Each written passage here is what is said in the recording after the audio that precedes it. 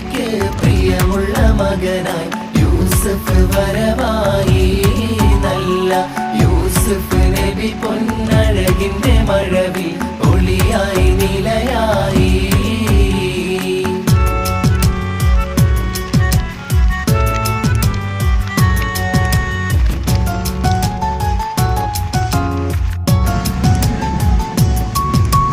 പല ദേശം പല ഭാഷ പല വേഷമവിടം പല പല സംസ്കാരങ്ങൾ സമ്മേളിക്കുമിവിടം.